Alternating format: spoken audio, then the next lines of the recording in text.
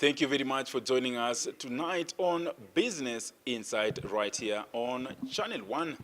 My name is Ronald Owili, and tonight we talk about cybersecurity in regards to the attack that we have reported since last Friday. Of course, this is the ransomware WannaCry that has been infecting operations of various organizations globally, and currently this has been reported in 150 countries. The question is Kenya going to be a victim? We talked to Kevin Mburu, who is the information security consultant working with Serianu Limited. Karibu sana, Kevin. It's good to be here. Kevin, what do you make of the current attacks that is ongoing globally? I think what we've done, what we've seen in the past week, because it's only been 6 days. The attack was first noticed on Friday last week. And in the past 6 days, 150 countries have been hit. Those are around 200,000 systems that have been affected by this. We're talking about banks, we're talking about hospitals, we're talking about organizations across the board. So we've seen a lot of, the rate of infection that we've seen has never happened before. And it's actually being termed as the largest or the fastest spreading cybersecurity attack in history. So it's beat it even in the timeline aspect. We still getting reports of new attacks coming in terms of new systems still being affected, still being compromised. So it's not over yet, even for WannaCry. So we don't know when we'll get a final number on the number of organizations affected or on the number of systems affected.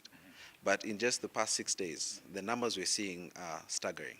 What flaws exist that enables this particular ransomware to spread so quickly? The way the ransomware is working is it's taking advantage of older systems, older Microsoft systems that have not been patched. So we're talking about anything older than 2008, Windows Server 2008, Windows 7, moving backwards. So all these systems, what happens is, as Microsoft grows its new product line, right, Windows 10 and whatsoever, these systems are supposed to be pushed forward in terms of you need to upgrade your systems frequently. Yeah. The problem is that some organizations tend to focus on the new technology. Right. So it's taken advantage of a loophole in terms of putting in the right security updates on a regular basis. So that's why it's able now to move across organizations, because we have a lot of organizations working with Windows XP or Windows 7, and they have not been patched on a regular basis. Based on our report last year, the Cybersecurity Report 2016, what we realized is when it comes to cybercrime, just in Kenya alone, up to 70% of the attacks or the crimes committed are perpetrated by an insider in your organization. We're not talking about someone in a foreign country looking in and getting access like we see in the movies. This is someone who is aware of. This is someone we trust. Okay. Yes, this is someone we trust. We give him the credentials to actually run the organization on a day-to-day basis. So when we talk about who should we be worried about, we should be worried by external forces as well as internal. So in that particular report, what came out in terms of organizations budgeting for cyber security?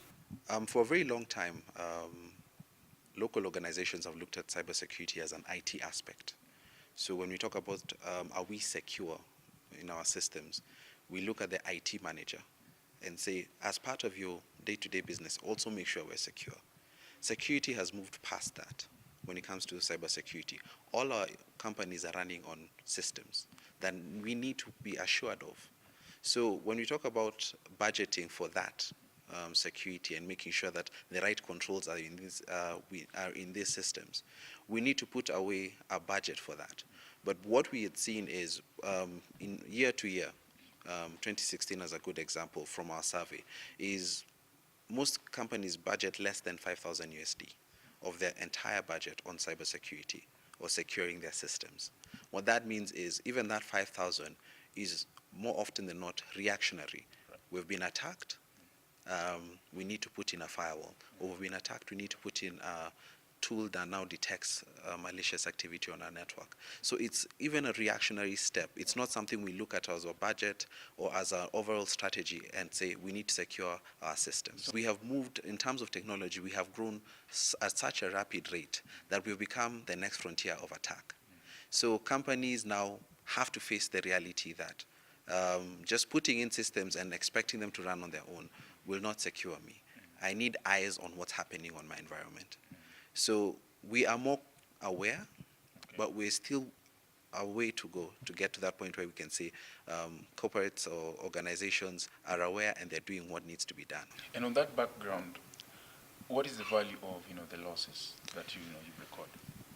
Financial. When it comes to financial losses, we have an issue about reporting and saying this is how much we lost. Because if you think about it, there's an implication. Immediately I say as Bank A, we lost this much to insider.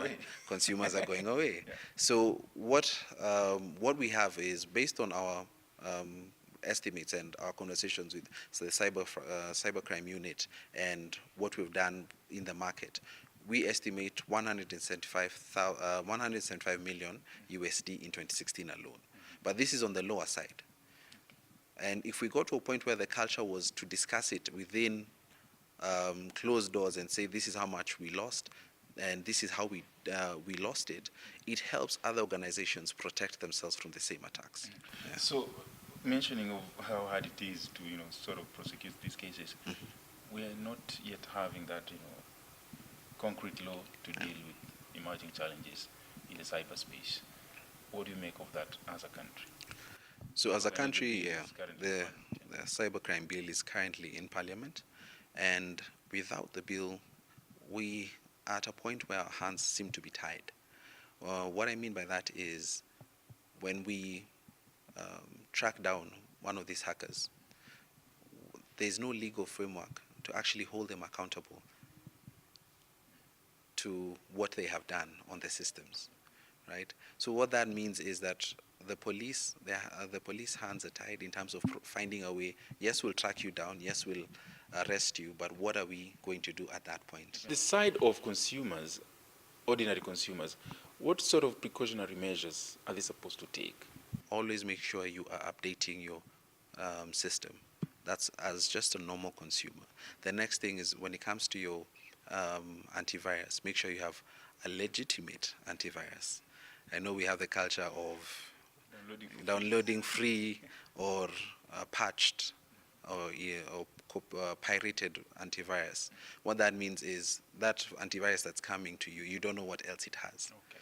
So make sure you have a legitimate or licensed antivirus, and it's constantly updated to make sure that if there's anything on your system, it's being found out and it's being eradicated in real time. Okay. Another aspect is just the level of awareness. When you get an email from an unsolicited email, you don't know who this person is, but they're telling you to follow this link. And they'll promise you something like free offers or 50% discounts, and you've not asked for this mailing. Free money. Yeah, so free money, there's no such thing as free money. Okay. So when it comes to those links, do not click on links. When it comes to emails from even people you know that you've not asked for, and it has an attachment that tells you just download, do not call that individual. Ask them, did you just send me an email with an attachment? Is it with a PDF? And if they say no, immediately delete it, right? So those are just a few of the things we need to do.